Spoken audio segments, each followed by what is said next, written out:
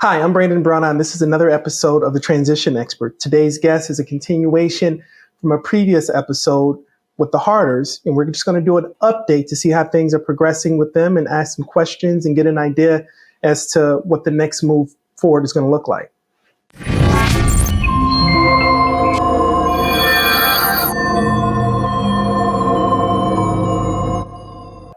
Hi everyone.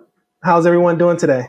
Good. Fine. So Right. if everyone can just sort of introduce yourself, that'd be great. Starting with you. Kathy Harder, married to Eric Harder, daughter-in-law to Nancy and Bob. Bob Harder. Yeah. All right. And if we can go into, where are we today? I mean, the initial part of the process was the home rescue program. We came in and we transitioned, the two of you guys out of the home. This was roughly about 3-4 months ago. It was a big project. There was a lot of emotions involved in that process. Yeah. We knew that it was going to be difficult. Obviously we came forth because Kathy and her husband believed that, it was important that this transition occurred. We also have another guest that's also tuning in, but maybe you at home can't see, is the daughter who's in with us live. Say hi. All right. Yeah. She's muted. If you would like to introduce yourself. Hi, I'm Laura. Laura. So Laura, welcome. Thank you. All right. So 7 months ago, you moved into a temporary apartment from the house. But the process of getting out of the house was a very, very long process. Yep. How long exactly would you say that process took? From when, year and a half. Year and a half. How long was the transition team involved in that the physical packing, sorting, transition portion? 4 months. 4 months. Okay. Okay. So it was a 4-month ordeal, which obviously 4 months compared to how many years, Bob and Nancy, you guys have lived in the home? 52 years. So we took 4 months, 52 years of living life in this home, and we were able to transition it in 4 months. Sounds like a long time, but when you look at the odds and how much emotional attachment that it is in that home, it's amazing that we were able to do it in 4 months. Yeah. So 4 months in the transition piece brings us to about 7 months from today. You moved into a temporary apartment where this was being built. So for 6 months, you guys were in the apartment. Yeah. What was life like in the apartment? Boring. not much to do there. Just sit around. Okay. At our age, sitting around is not good. No, I can imagine. So did you guys spend a lot of time in the community there, or were you mostly inside the apartment? Mostly inside. Yeah. So it must have felt a little bit like isolating and suffocating. Yeah. Did you guys get a chance to visit them while they were there? Oh, Yeah. yeah. Yep. And Yeah, it was just down the road. What did you notice about their living environment there, since it was so fresh out of the house? Yeah. My observation would just be incomplete. It's clearly a transition location. A lot of stuff kind of stayed in the boxes. It was clearly not the final destination. Right. So it was a mental unsettledness, like, this is not the definite place. No need to get situated or to get comfortable. Let's keep it in the boxes so we can really get to the final destination. Right. But that was a 6-month ordeal. Yeah. Initially, when we moved you into the apartment, that was expected to be maybe a couple months. Yeah. Yeah. What were some of the delays with the construction here? It just site work, and then the mobile home being built in the factory. They ran into delays.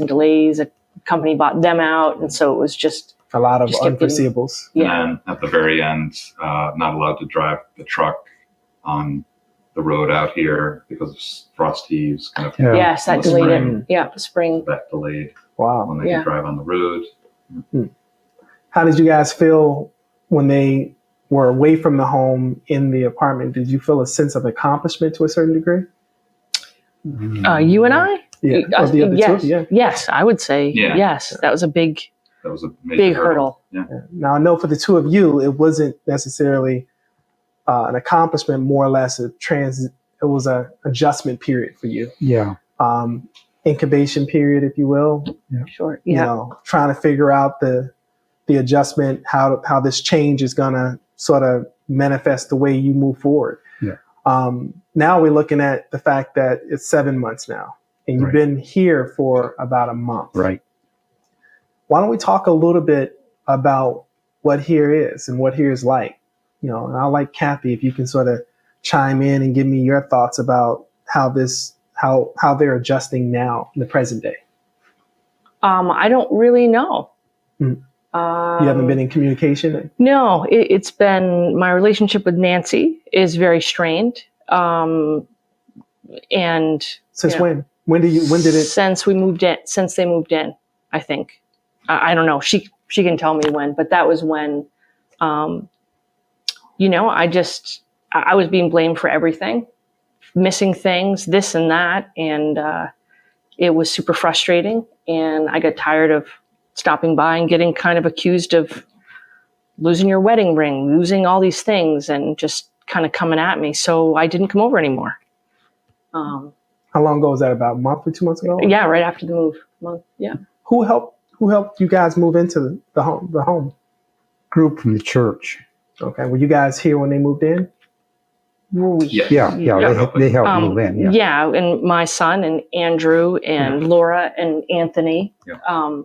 So the whole family chipped in on the move. Yes. And friends, our friends, you know, like How long? Anna and Tracy, and Right. it was exhausting. So, you know? Plus some of our friends from Yeah. the church. Yeah, they were. Yeah. so how many days, hours did the move take? Well, That's a lot of people. I mean, even before the move, leading up to it, we were getting a ramp in place, and there was a number of stuff that was just kind of like last minute, kind of getting the house ready. Oh yeah, like my brother Carl, their other son, came up from Pennsylvania and built a set of stairs, so there'd be the stairs you saw second up there. egress. Yep. Yeah, it's kind of one of the requirements for moving in. So even leading up to the move, it was very busy, Mm-hmm. very tiring. So do the two of you get an idea that the two of them understood all the nuances that went into this process towards the end and the middle? Or do you think they're kind of sort of like not quite aware of all those things, kind of oblivious to it? I think Dad was over here working on the shed, so he was seeing everything going on. I don't know about Mom. What do you think, Captain? I think on one hand, I think Bob understands it more, but I think on one hand, not getting the volume of the work that went in to get them here. I don't know how much you guys quite understood that. Yeah. Let's talk about that deck. Talk about that deck. What happened? What went into it? Was it some setbacks, delays, or? That's me finding the deck, driving down to Massachusetts to get it. Two separate trips, undoing it all with my son, loading it up, bringing it here. And then hurt my back with, other stuff with the move, like, so I was semi-incapacitated, but having to direct people, which is hilarious. So putting this all in, so it was a lot. That's just the ramp. Yeah. 2 trips to Lowell to get all those pieces. And why did you do it? Because I wanted them to have a safe way to get in and out, because Nancy falls all the time. And she needed like level. Yeah.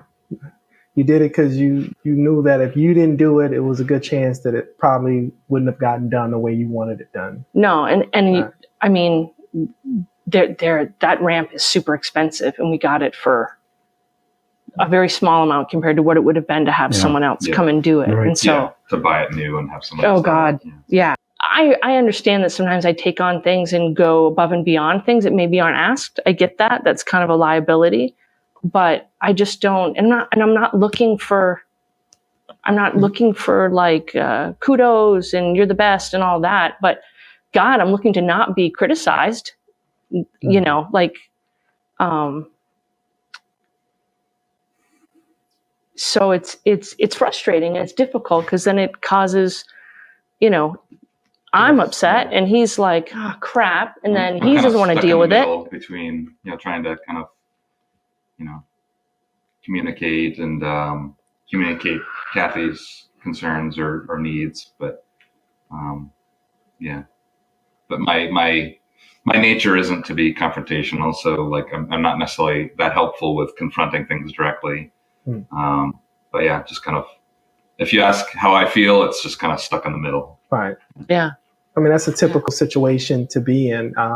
It always happens in the marriage. You know, it's either the in-laws don't like the daughter-in-law, or they love the daughter-in-law, and then they're fighting with the son, and the daughter-in-law's protecting the in-laws' interest, but trying to make sure that the son falls in order. So there's always going to be that that tide, that rift, if you will. What's important is that we learn from it and we grow from it. But to do so, we have to acknowledge, accept, and address it. Yeah. It can't be that pink elephant that's in the room that we all ignore. I know your way of always dealing with things has always been through humor. Sure. And I think before you lose proportion, or you get a little aggravated or hurt by something, you tend to make references in a joking way in hopes that maybe the other party can sort of get where you're coming from. Yeah. But after that, those jokes, you get to a point where you're at now where you're like, okay, how much beating can you take? Yeah. Let me ask this question. What did we all expect? What was the goal, and what were we realistically expecting when we got to this point 7 months later, which we weren't expecting to be 7 months, but we're here now. It's a month later. We did the downsizing. The family's home has been sold. The hoarding issues, for the most part, were addressed. They're here. What were we expecting on this end of the spectrum at this point? I don't know. I don't know what I really expected. I guess I hoped for, some kind of finality, like, okay, take a breath. Maybe things will be normal now. I think that was a little unrealistic in some respects. I think I had expected / hoped that, as you say, that the hoarding would be kind of under control, that we'd be able to have something set up to kind of keep things clean. Because, I think that was our biggest concern, is just kind of things are clean. There's not things on the floor to trip over, tripping hazards. And that way, if anyone needs to come in and help over time, whether it be, medical staff or whoever, like, they're able to come in and help. Not to mention family is able to come, friends are able to come over, and it's a place that, I and my parents can be proud of to host people. My hope was, this is great. They're like a 2-minute walk, and just that, can pop in, check on them. Hey, how's it going? Much like I would at your other house when we're going through all of this, and just have that like casual pop in, good vibes, sort of like, hey, what's going on? That kind of thing. And they'd be just settled and pleasantry. Yeah, that would be pleasant and enjoyable, and kind of, There's two scenarios and there's two ideas that follow. There's a situation when dealing with the in-laws and when family members are getting older, that you want to put them in a place so you can forget about them, be done. They're out of your hair kind of philosophy. And then there's the dynamic of, how do I keep the family unity together? How do I make it so that the relationship, the bond is strong, it strengthens, but none of the living environments play a pivotal role in that sustainability factor? How would you say, Kathy, in your case, what were you hoping? Were you hoping that you can just, get them situated so that they're safe, they're happy, they're healthy, out of your hair? Or were you hoping that this environment would make it so that the family dynamic can be better? The latter, that was, grandkids can stop by, Nick can stop by, Ethan, we can stop by, have dinner over here. Have you just that sort of,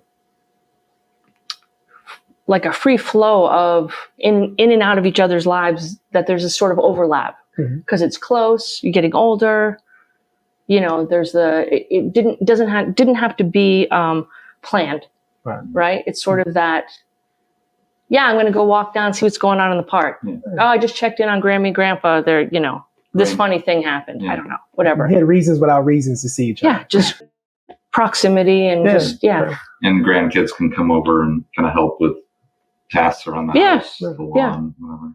Let me ask the two of you, what did you think this transition was about? Did you, of the same question I asked the two of them, did you get the impression this was more like to move you out of the home, put you in a place, forget you, or did you hope that this was the latter of the two, like Kathy said, an opportunity to get you guys closer?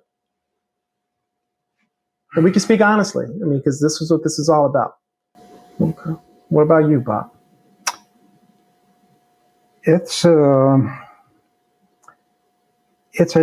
different, and because well, both of us expected to live in the other house until we die, and then Kathy offered this, and we thought about it a little bit and said, well, we can't reject this because it's an up type of thing, and to tell you the truth, it's really great to live in here. It's you get up in the morning of a cold day and it's still warm in here from the day before. Yeah, that's a We blessing. didn't have that before. No, We got that's you the Energy Star package. That's why. So it would be, But you know, on the other hand, I grew up on a farm and living in 5 acres out there. I had a garden. I took care of things. I was out in the yard, and I lose all this. And so, what do I do? How do I fill in on that? yeah. And What's the new normal, kind of? right at the moment, it's trying to get this small shed fixed so I can put everything in a big shed into that little shed. Right. I can't make it all, but most of it I think I can get in. But so that's a project that I've had for the last couple of weeks. But I'm happy with the situation. Was there a recent death in your family? Do you feel imprisoned in your home due to clutter? Or have you recently fallen on hard times financially? Have you thought about renovating, or are you too fed up and simply want to sell your home and relocate? Let LifeCycle Transitions help you evaluate the true nature of your home and living requirements to help you decide whether to ditch it or fix. Our team of transition experts will alleviate your anxiety by going through every meticulous step with you, from renovating to selling your home. We will even help you find a new home for you if need be. Our team of local carpenters, realtors, and appraisers will ensure every measure is met and accurately completed within our 30-day guarantee. We'll make your problem our priority by completing your unique transition in a fraction of the time for a fraction of the cash. Take a look at our digit or fix package options, and if this sounds great, give us a call and schedule your transition assessment today. So, Bob, let me ask you a question. Overall, would you say that this was a good transition for you? Were you fortunate and happy that this happened? I think whether I'm happy with it, I'm happy with it once it's done. I think it's probably, consider our age,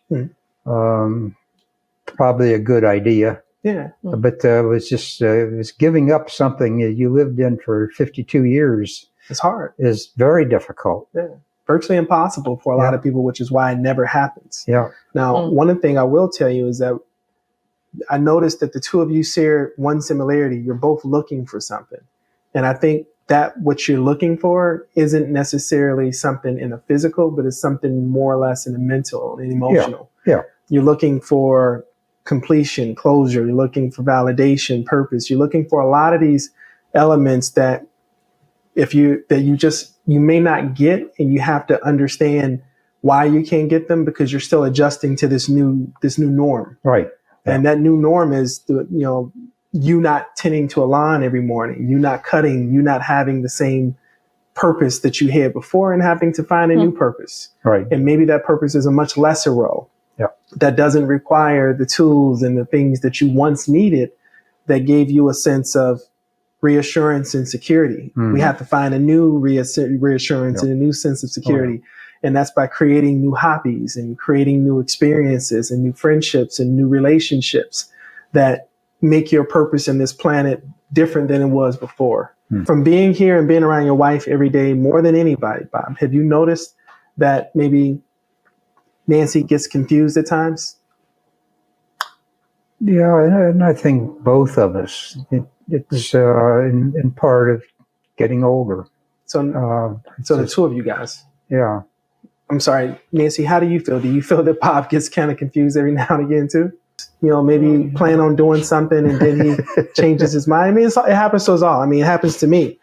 But the reason I mention that and the reason that's important is that at this stage of your life, we have to be very vigilant in being on top of things and having a sense of understanding on those, putting critical indicators in place.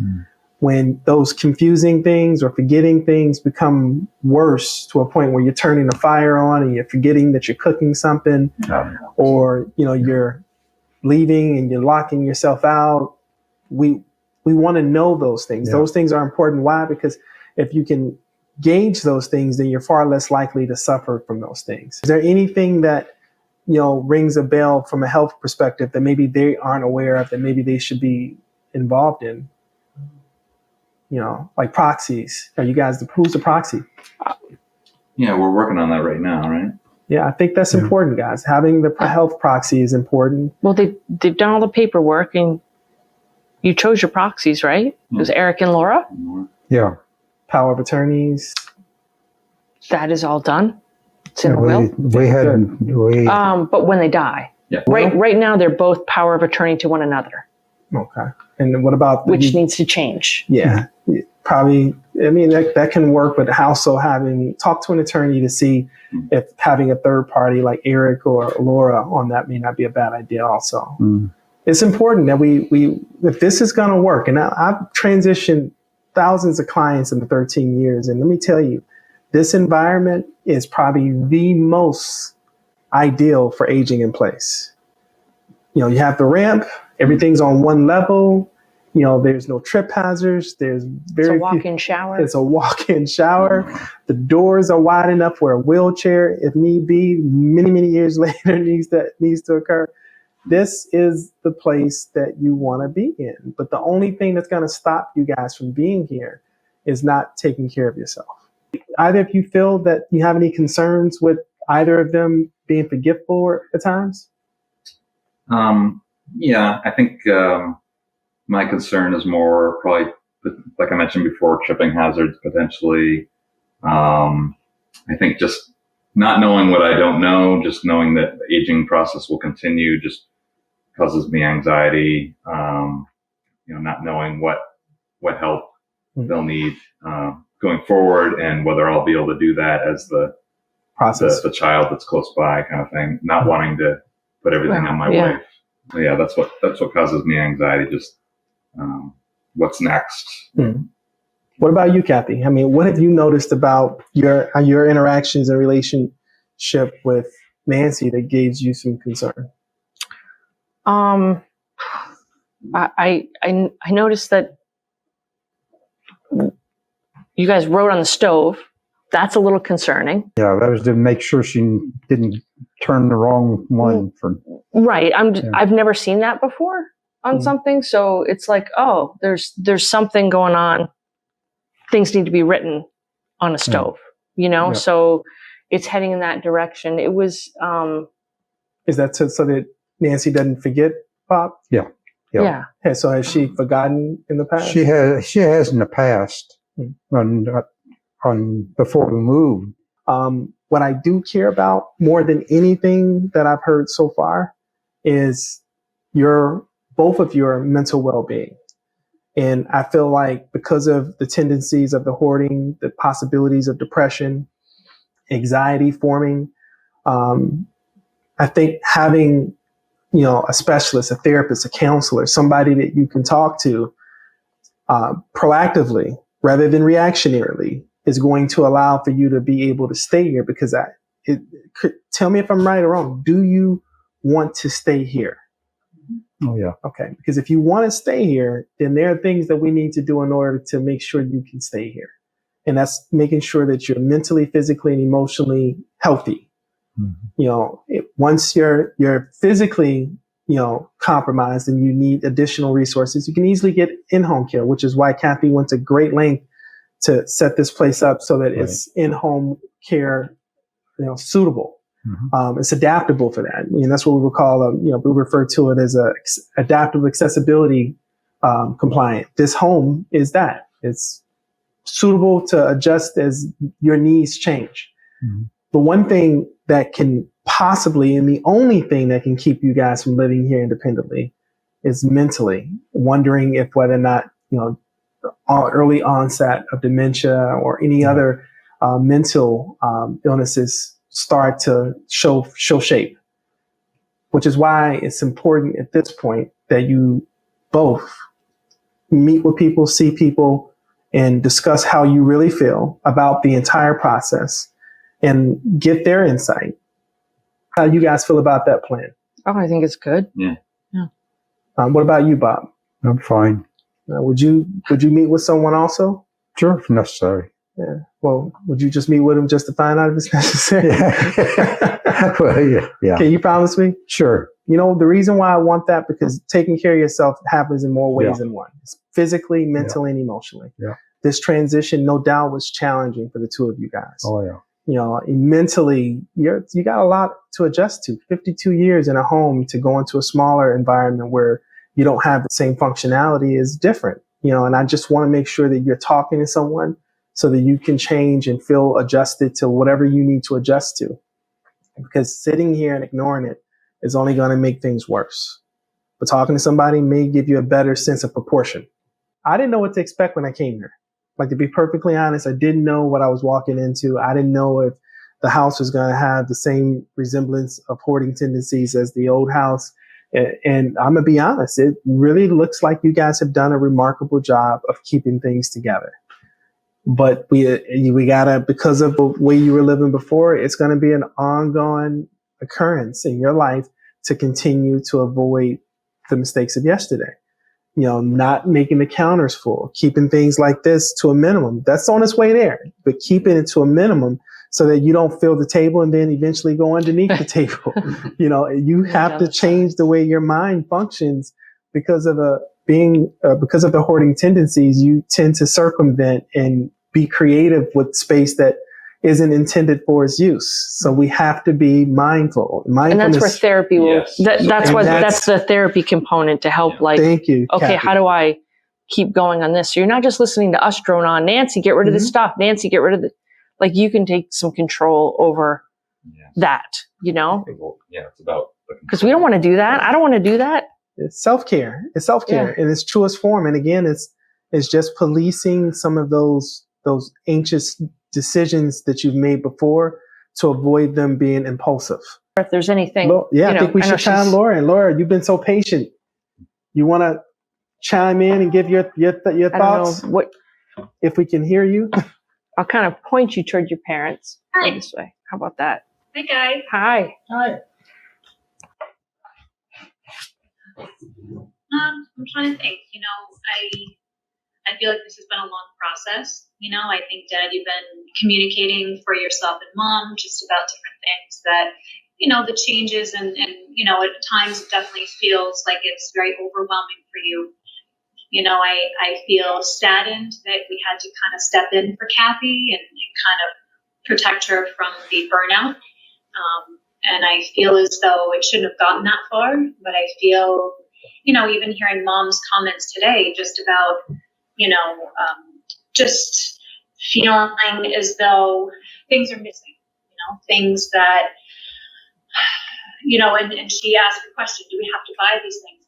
But I feel still a little frustrated that, we've expressed so many times, Mom, that we have provided you with so many new things, and that if there's things that you're missing, that we can help you provide them. I know that you guys can purchase them on your own, but I think it all goes back to the fact that, 52 years is a long time to accumulate things, but also it's a long time to organize what's important. And through this whole move, I feel like you both knew, what things you wanted to keep, what things were valuable and important. And if they ended up in trash bags, there's other areas and other ways that they could have been organized, other places. I just feel as though there's a lot of things that could have stopped things being discarded because, jars, there was so much stuff. I can't even tell you like the volume of what we went through. To try to get you the best of what you had, try to clean it up. We would come to New Hampshire and spend the entire 3 or 4 days going through boxes, cleaning things, packaging them, labeling them, getting them back to it was for Kathy a full-time job, and we didn't really get to visit when we came up. It was just us cleaning things and organizing things, and it really was an overwhelming task that was on our shoulders that I just kind of feel as though we're not looking for appreciation, but I feel at this point, I'm just hoping for a calm. I think that there's a lot of emotions, there's a lot of feelings, and, especially for Mom, I'm really glad that Brandon mentioned the support piece, the emotional support piece, because I feel as though, Mom, even me during the move, trying to have a discussion with you, and you shut down. And told me that, you didn't want to talk about it, that you were resting, and I feel as though we've never been able to have a conversation about feeling probably our entire lives. And I feel like at this point, it would really benefit you and Dad as well, to be able to have someone to bounce these feelings and this anger and this frustration off of, because it truly isn't going to go away. It isn't something that you're going to feel better about unless someone can help walk you through that. And I think that your small group is very helpful and very important piece for you two to talk to feel support from. But I'm really glad that you're both up for talking to someone for an evaluation, for hey, go every week and talk to someone that can help you process this huge move. Because I think the blame is on Kathy, and it's on Eric, and it is on my head. And it's because it's frustrating and it's scary. And who else the finger has to be pointed at someone. I get that. But maybe this will help you to talk to somebody that has a degree that can see what you're saying and help you understand how you're feeling and give you skills, give you tools to be able to deal with those. I feel that that's vital. It doesn't mean that there's something wrong with you, and that, that I feel like in our family, therapy is always meant we did something wrong and it's punishment. I feel like that's how I kind of feel it was handled. But for the two of you, I really feel as though you need a new perspective on what emotional support is, and that I think you'll be so happy that you've had that ability to vent and say how you truly feel and figure out how you feel. Because I feel, Mom, you've never talked about your emotions, or we don't see you have emotion. So I feel like this would be so beneficial, just in this process, just so that we can start piecing back the family. Because truly, it really is ripping us apart, knowing that, there's blame being placed. We can't have that anymore. I feel as though it needs to be, a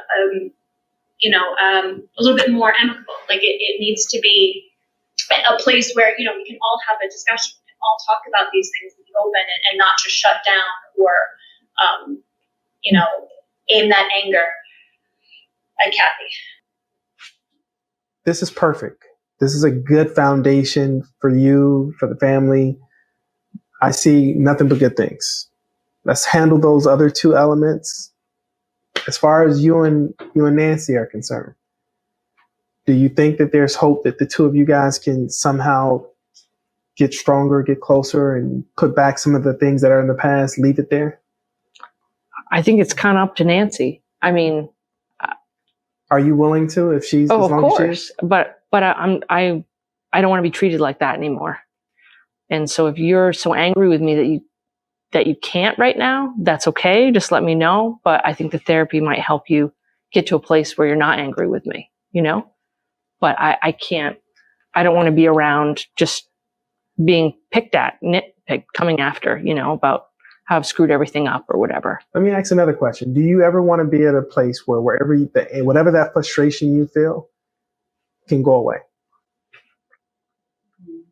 Then I think that therapy is the way to go. I thank you. I really do. I really thank you guys for giving us an opportunity to come in and help you guys.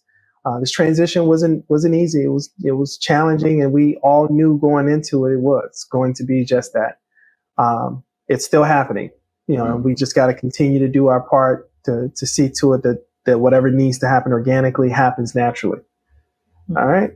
Thank you again. Oh, Brandon, thank you for all your help. Yeah. All right. And this is another episode of the Transition Expert. Today's focus, as you can see, was on self-care and understanding the underlying issues that go into taking care of yourself. Rely solely on getting help and being honest with yourself. Many of us hide things, we bury them, we avoid confrontations. But as you can see from today's meeting, it was about facing them. And I think facing these issues is the only way we're going to grow from them. So I hope you enjoyed today's episode. And this is another episode of The Transition Expert.